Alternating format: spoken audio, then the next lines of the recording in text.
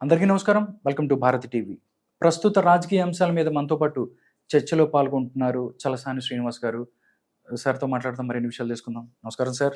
నమస్కారం. అందరికీ నమస్కారం. చంద్రబాబు నాయుడు అనే నేను కేసరపల్లిలో, గన్నవరం దగ్గర కేసరపల్లిలో ఈరోజు ప్రమాణ స్వీకారం అంగరంగ వైభవంగా జరిగింది. 24 మంత్రులతో క్యాబినెట్ మినిస్టర్స్‌తో ప్రమాణ స్వీకారం జరిగింది.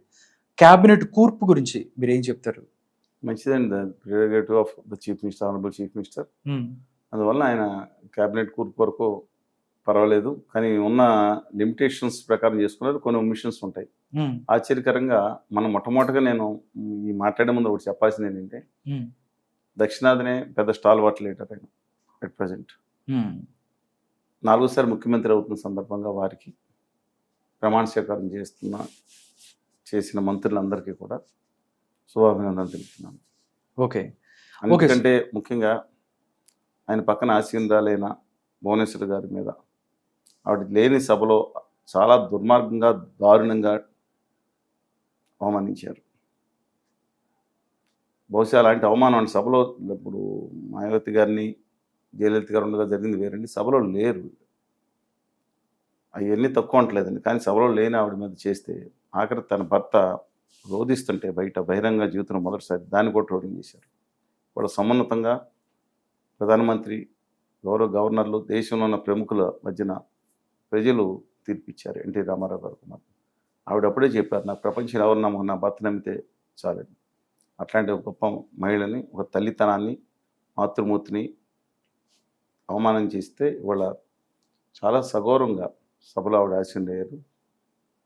అది ముందర చెప్పిన తర్వాత మనం చర్చ మొదలు చెప్పండి సార్. క్యాబినెట్కి సంబంధించి కూర్పు గురించి మాట్లాడినట్టయితే కొంతమంది అందరూ చెప్తున్నప్పటికీ, సామాజిక వర్గాల పరంగా అందరికి ఇచ్చినప్పటికీ సీనియర్స్ ఎవరైతే ఉన్నారో గోరంట్ల బుచ్చయ్య చౌదరి అవ్వచ్చు, లేకపోతే కొంతమంది చింతకాయల అయ్యన పాత్రుడు, అనేక వేదనలు ఎదుర్కొని కేసులు పెట్టించుకుని వీళ్ళందరూ కూడా వెంకట్రావు గారు ఆయన ఎల్లమంటే సీటు ఖాళీ చేసేసి తీసుకెళ్లి భారతీయ జనతా పార్టీ అని 10 మంది లేని పార్టీ అక్కడ ఊళ్ళో ఉంటే హెచ్ఆర్లో ఆయన్ని ముందర గంటా గారిని వెళ్ళమన్నారు. దానికి బొత్స గారు ఓడిపోతారని 99% మందికి ఎవరికి అనుకోలేదండి. అవును. అట్లాంటి అయింది. అక్కడికి వెళ్ళి పంపించమంటే వెళ్ళిపోయి ఆ పోటీ చేసి బొత్స గారిని ఓడించడం సాధ్యం కాదనుకునే సమయంలో ఆయన ఓడించి వచ్చిన కళా వెంకట్రావు గారికి, బెందాళం అశోక్ గారు సీనియర్ మోస్ట్ అండి, ఆయన ప్రస్తుతం 3వసారి ఎన్నికయ్యారు ఇచ్చాపురం నుంచి. అలాగే సరే కొండ్రు మురళి గారు అంటే ఆల్రెడీ మంత్రి చేస్తున్నారు. అనేక మంది వరుసగా చూసుకుంటూ వస్తే ఈస్ట్ గోదావరిలో, తూర్పుగోదావరిలో జోగేశ్వరరావు గారు 4వసారి ఎమ్మెల్యే ఎన్నికయ్యారు మండపేట నుంచి. గోరెంట్ల బుచ్చయ్య చౌదరి గారు 7వసారి ఎన్నికయ్యారు. ఎన్టీ రామారావు గారితో పాటు చనిపోయేంత వరకు ఉన్న ఆయన సంపాదించుకున్న భావం పొందుకున్న వీళ్ళిద్దరు కూడా ఏం లేదని అంటారండి చూస్తే పనులు. ఆయన కానీ తర్వాత పశ్చిమ గోదావరి జిల్లాలో మా ఫైర్ బ్రాండ్ ఒక ఆయన చింతమనేని ప్రభాకర్ అని చాలా కాలం నుంచి అప్పుడే బతిపర్ రాలేదని విప్పించేది, క్యాబినెట్ హోదా ఇచ్చారు. సరే మైనస్లో ఉన్నాయండి ఆయన మీద, కానీ ప్రజలకు 24 గంటల భోజనం పెట్టే మనిషి. మైనస్లు ప్రశ్నలు ఉన్నాయి అంటే ఆశించిన వాళ్ళు ఆ లెక్కన మీరు. అలాగే కృష్ణా జిల్లాకి వెళ్తే శ్రీనివాస్ గారు ఉత్తర భారతీయ జనతా పార్టీ నుంచి ఎన్నికయ్యారు. ఆఖరి సరే ఆయనకి సుజనా చౌదరి గారి పోటీ జరిగితే 1 సంవత్సరం నేను ఉంటాను, ప్రజలకు చేయాల్సి ఉన్నాయి, 80 సంవత్సరాలు దాటిపోయిన ఆయన పెద్ద మనిషిగా చాలా అజాతశత్రువుగా పేరుంది. మీరు వెళ్ళండి ఏ పార్టీలో కూడా, వైకాపాలో కూడా ఆయన ఒక్క మాట అనడానికి సాహసించరు. సాధారణంగా ఎవరిని గొడవ పెట్టుకుని మనిషి కాదు ఆయన. 2 సందర్భాల్లో నేను చాలా గట్టిగా పరుషంగా మాట్లాడాను. ఎప్పుడంటే మునుకోటి చనిపోయినప్పుడు ఆ తిరుపతి హాస్పిటల్లో సరిగ్గా ట్రీట్మెంట్ ఇవ్వట్లేదు, ఏంటంటే నేను ఫోన్ చేసి మాట్లాడిన శ్రీనివాస్ గారు ఇలాగ ఇబ్బంది జరుగుతుంది, వెంటనే నేను ఏర్పాటు చేస్తాను. అక్కడ జరిగిన వెల్లూరు హాస్పిటల్ షిఫ్ట్ చేశాను. 2వది పాడేరులో హెల్త్ క్యాంప్, భారీ హెల్త్ క్యాంప్ పెట్టాం.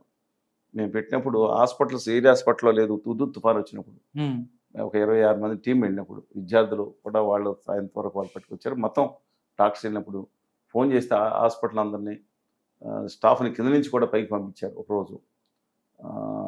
అంత అలాంటి మనిషి అనుకోండి. అంటే నేను పర్సనల్గా వ్యక్తిగతంగా ఏం లేదు, నా ప్రజల కోసం మాట్లాడని చెప్తే రెస్పెక్ట్ ఎవ్రీబడి, ఏ పార్టీ అయినా సరే. ఆయనకు రాకపోవటం, అలాగే మీరు ఒమిట్ చేసినట్టున్నారు బొండ ఉమామేశ్వర్ గారు. లాస్ట్ టైం మంత్రి పదవి రాకపోతే చాలా బాధపడ్డారు. అవునండి. ఆయన నిలబడి సెంటర్లో నిలబడి ఒకేపు ఆయన ఈయన సీట్లు వేపేయాలని చూసిన వాళ్ళ మీద భీకరమైన పోరాటం. ఉమ్, ముందర ఆ కాన్స్టిట్యున్సీలో ఈయన సీట్ ఇవ్వకూడదు, నేను రావాలని చూసే వాళ్ళతో ఫస్ట్ పోరాటం చేశాడు. అవును. అక్కడి నుంచి మీరు చూశారు ఎన్ని జరిగినాయో ఇష్యూస్. అవును. అందువల్ల ఆయనకి కానీ గద్దె రామ్మోహన్ రావు గారు ఎన్నిసార్లు సీనియర్ మోస్ట్ ఇండిపెండెంట్ కూడా నెగ్గిన వ్యక్తి చరిత్ర ఉంది ఆయనకి. ఎంపీగా కూడా చేశారు. మొన్న 23 సీట్లు వచ్చిన దాంట్లో కూడా నెగ్గిన వ్యక్తి ఆయన. బుచ్చి చౌదరి గారు ఈయన కూడా నెగ్గిన వ్యక్తి. అందువల్ల ఆయన కానీ తర్వాత కొల్లు రవీంద్ర గారికి ఇచ్చి న్యాయం చేసేంత వరకు. గుంటూరు జిల్లాకి వెళ్తే శ్రీనివాసరావు గారు ఉన్నారు. అవును. అనగాని సత్యప్రసాద్ గారు మోస్ట్ డిజర్వ్డ్ అండి. రేపల్లి ఆయనకి ఇచ్చారు, అది ఒక సంతోషమైన అది వరకు no second thought in that అండి. తర్వాత అంటే అక్కడ నెంబర్ ఆఫ్ తీసుకుంటే నరేంద్ర గారు అన్నారు, ధూళిపాళి నరేంద్ర కుమార్. నరేంద్ర గారు వాళ్ళ నాన్నగారు చేశారు. తర్వాత 5-6 సార్లు ఇప్పుడు ఎమ్మెల్యే కింద చేశారు. అది టఫ్ కాన్స్టిట్యున్సీ యాక్చువల్గా. అవును. ఎప్పుడు కూడా మొన్న ఒకసారి ఓడిపోయారు ఆయన, ఎప్పుడు అసెంబ్లీ ఉండే ఆయన. అడుగుపెట్టిన కానీ ఏ రోజు ఓడిపోలేదు. మొన్న 2019 ఓడిపోతుంది, మళ్ళీ ఇప్పుడు నెగ్గారు. ఆయనకి కానీ అంటే వీళ్ళందరికీ న్యాయం చేయటం అనేది ఇంకా చెప్పాలంటే మన గుంటూరు మన దామచర్ల జనార్దన్ రావు గారు ఉన్నారు. అవును, ఒంగోలులో. కానీ డాక్టర్ డోలా వీరాంజనేయ స్వామి గారికి ఇచ్చి కూడా న్యాయం చేశారు. నిలబడి ఉన్నాడండి. తెలుగుదేశం పార్టీలో ప్రతిపక్షంగా ఒకే ఒక ఎస్సీ ఎమ్మెల్యే. ఎన్ని ప్రలోభాలు వచ్చినా సరే, ఎన్ని వచ్చినా సరే, కొండపి నియోజకవర్గం తెలిసిన మీకు చెప్పిన వాళ్ళందరూ నాకు వ్యక్తిగతంగా పరిచయం. అవును. మంచివారు, స్నేహితులుగా స్నేహత్వం లేకపోవచ్చు కానీ చాలా మంచి వ్యక్తులు, చాలా హంబుల్, డౌన్ టు ఎర్త్ ఉండే మనిషి అండి. ఆయనకి న్యాయం జరిగింది.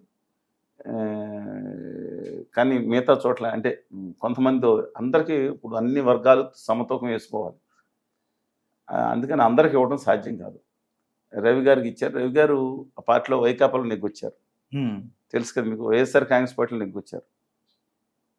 ఫస్ట్ 2014 నెగ్గింది వైఎస్ఆర్ కాంగ్రెస్ పార్టీలో. వచ్చిన తర్వాత 2019 అనేక వేధింపులని మొత్తం ఆయన యూనిట్స్ మీద వాటి మీద దాడులు, ఆయన మైనింగ్ అన్నిటి మీద భయంకరంగా పడినా సరే నిలబడి ఉన్నాడు. ఆయనకి ఇవ్వటం అనేది రాజకీయంగా ఆయన ఏం పెర్ఫార్మెన్స్ అనేది తర్వాత గుంటూరు జిల్లాలో అంటే ఎంతమందికి ఇస్తారనేది ఒక విషయం. ఎందుకంటే మాధవ్ గారు చాలా టఫ్ కాంపిటీషన్లో నెగ్గారు. గుంటూరు 2 బలహీన వర్గాలకు సంబంధించిన వారు గుంటూరు 2లో అసలు విడుదల రజని గారిని ఎదురు పెట్టి నిలబడటం చాలా కష్టం అంట. కొన్ని వేల మోటార్ సైకిల్ ఇచ్చి మేము మొదటి 3 కిస్తీని కడతాం, తర్వాత ఓడిపోతే మీరు కట్టుకోండి, ఇప్పుడు మోటార్ సైకిల్ ఏమవుతుంది లేకపోతే నేను కట్టుకుంటానని ఆ విధంగా వచ్చింది. వార్తలు వచ్చినాయి. దాంట్లో కూడా వెరీ క్లియర్ గా ప్రతి ఒక్కరికి మైన్యూట్గా బహుశా రాష్ట్ర స్థాయిలో అంత గట్టిగా పనిచేసిన వ్యక్తి నీకు ఎవరన్నా ఉండకపోవచ్చు. ఎక్కిన గడప దిగే గడప మొత్తం తిరిగిన వాళ్ళలో కేకే రాజు గారు విశాఖపట్నంలో ఉంటారు. అలాగే నెంబర్ ఆఫ్ ఒకళ్ళిద్దరు కూడా చాలా గట్టిగా కృషి చేసిన ఉన్నారు. అందువల్ల కానీ అక్కడ లోకేష్ గారు ఉన్నారు. లోకేష్ గారి విషయం ముందే చెప్పాను. మంగళగిరి కాన్స్టిట్యున్సీలో 1985 తర్వాత డాక్టర్ ఎంఎస్ఎస్ కోటేశ్వర గారి తర్వాత గెలిచిన లేరు, ఆ పార్టీ లేదు. ఓన్లీ నిమ్మగడ్డ రామ్మోహన్ రావు గారు సిపిఎం పార్టీ 94 ఇచ్చాను. కమిటీలో ఉండేవారు, మేము ఇచ్చిన కమిటీలో. సరే అవి ఉంటే అక్కడ ఓడిపోయిన హేళన చేస్తుంటే, ఓడిపోయిన చోట వాళ్ళ నాన్నగారు కూడా వేరే చోటకి మారిపోయారు. ఓడిపోయిన చంద్రగిరిలో 78 నెగ్గారు, 83లో ఓడిపోయారు, 85లో చేయలేదు, 89 వెళ్ళి దాదాపు 89 నుంచి అక్కడే నెగ్గుతున్నారు ఆయన. ఎవరు చంద్రబాబు గారు. ఆ తర్వాత కళ్యాణ్ గారు కూడా వేరే చోటకి వెళ్ళారు.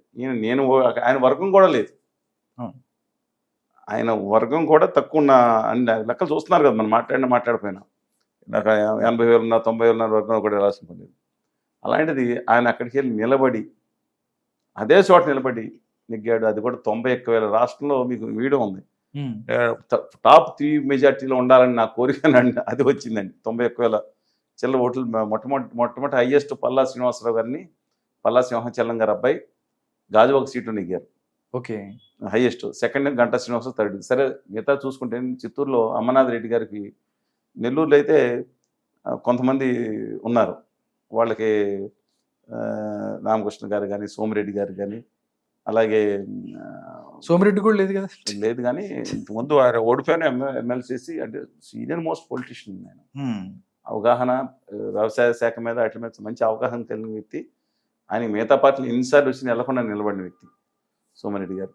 అలాగే కోటమిరెడ్డి శ్రీధర్ రెడ్డి గారు లాస్ట్లో వచ్చిన ఆయన ఫైర్ బ్రాండ్ ఆయన. కానీ కోటమిరెడ్డి గారు కూడా ఆనం నారాయణ రామనారాయణ రెడ్డి రామనారాయణ వైపు- రెడ్డి గారి గురించి మంచి ఆయన, కానీ నేను అంతకుమించి ఏం మాట్లాడండి. ఉమ్, భలే విచిత్రంగా వచ్చింది కొంతమందికి. ఉమ్, ఆయనకి ఇంకొకళ్ళిద్దరు టకెల్మన్ వచ్చి ఉత్తర భారతీయ జనతా పార్టీ చెందిన సత్యకుమార్ యాదవ్.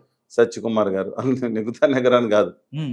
ఆయన టెకెల్ మంత్రులు మోస్ట్ ప్రాబ్లీ బీజేపీ కోర్. అసలు అది ఆ సీట్ గెలవననుకున్న సీట్ కదండి. అసలు గెలిచే తుఫాన్లు ఎవరైతే 25 వేల లోపు గెలిచారో ఉమ్, వాళ్ళ వర్తని నేను అనుకోవట్లేదండి. అవతలలో ఏదైనా వర్త ఉండొచ్చు, ఉమ్, బట్ తుఫాను ఇప్పుడు వచ్చిన తుఫాన్ కాదండి. వారు వన్ సైడ్ అనుకుంటున్నారా? ఉమ్, అది సునామీ వచ్చింది. ఉమ్. ఈ సునామీ వెలుగులో మొత్తం తీరానికి కొట్టుకుపోయాయి. చేరుకోండి, తీరానికి కొట్టేస్తుంది. అది లోపల లాక్కునే వాళ్ళని పక్కన అవతల 2 సెక్షన్స్ ఉండి ఒక దాన్ని సముద్రం లాగేసుకుని లోపల పడేస్తుంది, ఉమ్. ఒకరిని తీసుకెళ్లి ఒడ్డున తీరానికి పడేస్తుంది. కొండగా గట్టి మీద పెట్టేస్తుంది. ఆ ఉమ్. గట్టి మీద పడిపోయిన వాళ్ళు చాలా మంది ఉన్నారు. ఓకే 120 మందిలో కనీసం 50 మంది గట్టి మీద పడిపోయినట్టున్నారు. ఓకే. నేను మీతో చెప్పాను. అందువల్ల అవును. ఇక అనంతపురంలో అయితే కేశవ్ గారు ఇచ్చినప్పుడు సునీత గారికి ఇవ్వడం కుదరదు. ఉమ్, మీకు తెలుసు కదండి. అవును. ఇప్పుడు సరే పార్సాద్ గారిని అక్కడ ఇంకో చోట పంపించారు. ఇలా నెంబర్ ఆఫ్ ఇష్యూస్ ఉన్నాయి.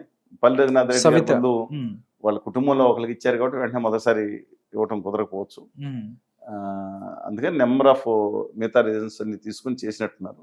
ఉమ్. కడపలో మాత్రం మాధవ్ గారికి ఇచ్చుంటే బాగుండేది అది అక్కడి నుంచి. బాగుండేది అని అంటా ఉంటారు. ఎందుకంటే ఉమ్. ఫైట్ చేసింది ఆవిడ.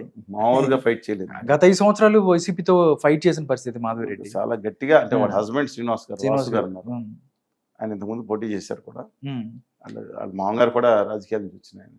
ఓకే ఇంకా గట్టిగా నిలబడిన వాళ్ళు చాలా మంది ఉన్నారు.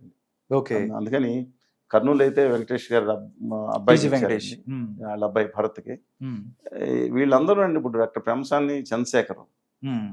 ఎంపీ అయినారు, కేంద్ర మంత్రి అయినారు, మాట్లాడుకున్నారు కూడా. అది కూడా మాట్లాడదాం సార్. అంటే ఆయన సార్ గాని, అంటే భరత్ గారు కానీ లేదా గురుమూర్తి గారు లాంటి ఏ పార్టీ అని నాకు అనవసరం. ఓకే. వీళ్ళు అసలు వచ్చి చీఫ్ మినిస్టర్ క్యాండిడేట్స్ ఏమో నేను అనుకున్నాను. వీళ్ళకి అవినీతి అవసరం లేదు. అవసరం అంటే అవును. వీళ్ళకి రాజకీయాల్లో ఇంకా ఇలా వెళ్ళే మనుషులు కూడా ఇలాంటి చాలా మంది ఉన్నారు. ఓకే వాళ్ళు డెఫినెట్ గా దే డిజర్వ్ అండి. Okay sir.